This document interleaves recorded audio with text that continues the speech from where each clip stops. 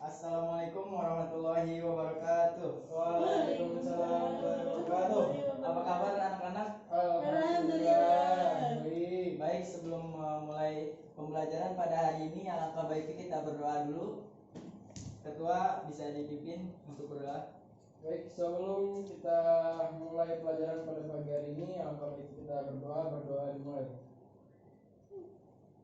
Berdoa selesai.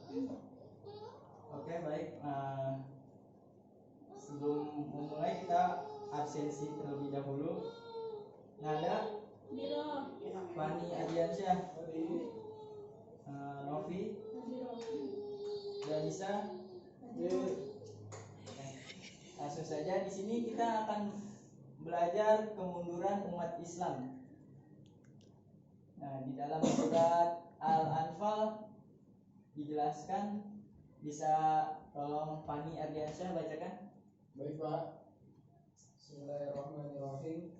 Innal ladzina amanu wa hajaru wa jahadu bi amwalihim wa anfusihim fi sabilillahi wal ladzina wan nasaru ulaika ba'duhum wa awliya'u ba'din walladzina amanu wa lam yuhajiru ma lakum min walayatihim min syai'in hatta yuhajiru wa in istansarukum fid dini fa alaikumun nasru illa ala qaumin bainakum wa bainahum mitsaqun wallahu bima ta'maluna basir. Sadaqallahul adzim. Yang artinya sesungguhnya orang-orang yang beriman dan berhijrah serta berjihad dengan harta dan jiwanya pada jalan Allah, dan orang-orang yang memberikan tempat kediaman dan memberikan pertolongan, mereka itu satu sama lain saling melindungi. Dan orang-orang yang beriman tetapi belum berhijrah, maka tidak ada kewajiban sedikit pun bagimu melindungi mereka sampai mereka berhijrah. Tetapi jika mereka meminta pertolongan kepadamu dalam urusan pembelaan agama, maka kamu wajib memberikan pertolongan kecuali terhadap kaum yang telah terikat perjanjian antara kamu dengan mereka, dan Allah Maha melihat apa yang kamu kerjakan. Quran surat Al-Anfal ayat 72. Kemudian di sini dijelaskan kejayaan umat Islam. Istana Alhambra di Spanyol merupakan salah satu bukti dari kejayaan Islam di Andalusia, Spanyol. Di India terdapat Taj Mahal yang kemudian menjadi ikon budaya di India, juga merupakan peninggalan dari Daulah Islam, yaitu Mughal. Ada juga sebagian di wilayah Eropa, Afrika, Asia pernah merasakan kemakmuran yang ditorehkan pemerintahan Islam. Dan Islam berhasil menampakkan nilai-nilai syariat dalam setiap sendi kehidupan manusia, bahkan sendi-sendi di dalam pemerintahannya.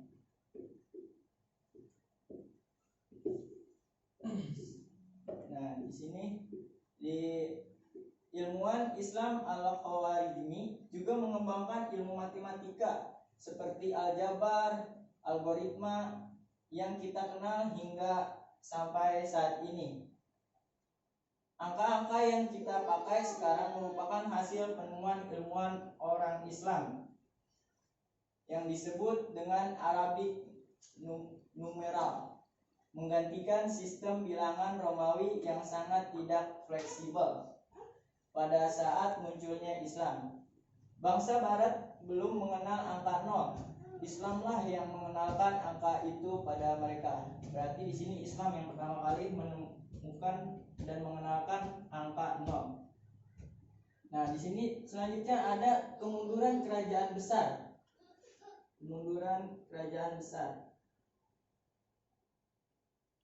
Kemunduran Islam tidak lepas dari runtuhnya kerajaan-kerajaan Islam besar di Jazirah Arab. Di antaranya gambarannya adalah kejayaan yang diraih oleh Daulah Abbasiyah yang kemudian menemui kemunduran sampai dengan keruntuhannya. Runtuhnya Daulah Abbasiyah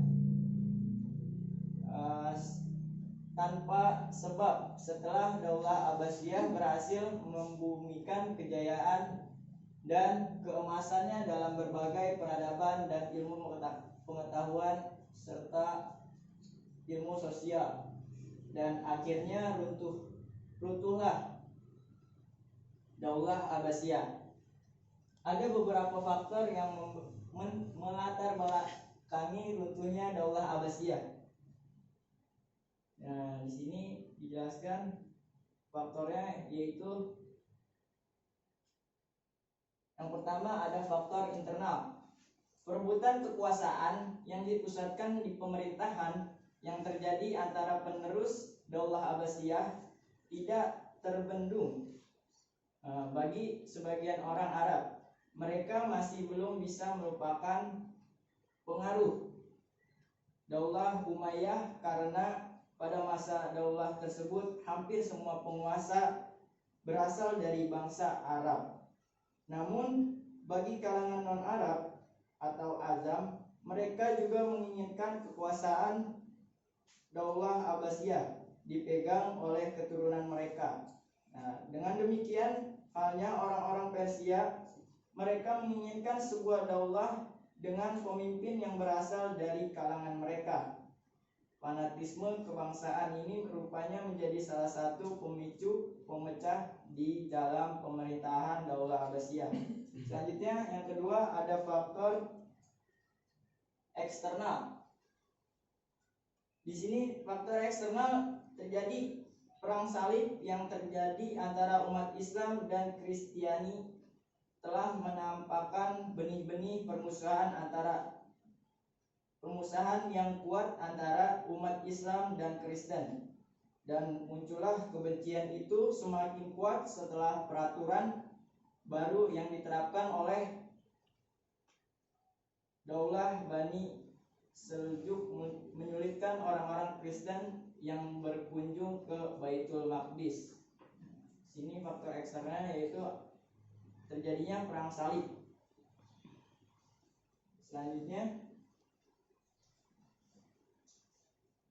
Syekh Amir Syakib Arselan mengungkapkan beberapa alasan mengapa umat Islam mundur dan sulit maju.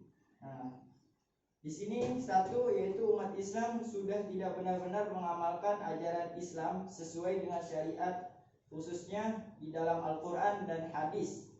Padahal itu adalah sumber pedoman Islam kita agar bahagia dunia dan akhirat, mungkin sampai saat ini ya. Yang kedua yaitu umat Islam tidak mau bersatu dan terpecah belah. Pada umat Islam diperintahkan untuk bersatu. Allah sudah mengingatkan kepada kita di dalam surat Al-Imran ayat 103 yang artinya dan berpeganglah kamu semuanya kepada tali agama Allah, dan janganlah kamu bercerai-berai. Yang ketiga yaitu ada mayoritas umat Islam terlalu cinta dunia dan takut mati. Nah, kebanyakan umat Islam lebih mementingkan kehidupan dunia dan melupakan akhirat. Yang keempat yaitu ada mundurnya umat Islam disebabkan hilangnya semangat jihad. Semangat belajar. Selanjutnya ada penjajahan bangsa barat atas dunia Islam. Kebangkitan bangsa barat bermula dari semangat keilmuan yang begitu tinggi, telah membawa bangsa barat pada penemuan-penemuan baru dan banyak melakukan penjelajahan samudra serta revolusi industri hingga berakibat pada imperialisme terhadap bangsa-bangsa Islam pada pada khususnya dan sampai saat ini. Dan serta teknologi-teknologi komunikasi, ekonomi, dan teknologi militer sampai saat ini masih dijajah. Selanjutnya, munculnya gerakan pembaruan dalam Islam. Di sini dijelaskan munculnya gerakan pembaruan dalam Islam yaitu berada di bawah tekanan imperialisme Barat, tidak sepenuhnya memberikan dampak negatif pada umat Islam, dan banyak pelajaran berharga yang didapatkan oleh umat Islam dari pengaruh dan tekanan peradaban Barat yang demikian maju. Dari sinilah muncul gerakan-gerakan yang berusaha untuk mewujudkan peradaban modern dengan meninjau kembali ajaran-ajaran Islam dan memunculkan pembaruan-pembaruan dalam sendi keagamaan, teknologi, ekonomi, sosial, dan budaya. Selanjutnya yaitu kesimpulannya dalam pembelajaran hari ini, yaitu Daulah Islamiyah berjaya di Andalusia sampai berakhir Daulah Bani Ahmad. Di antaranya peninggalan terakhir adalah Istana Al-Hamrad.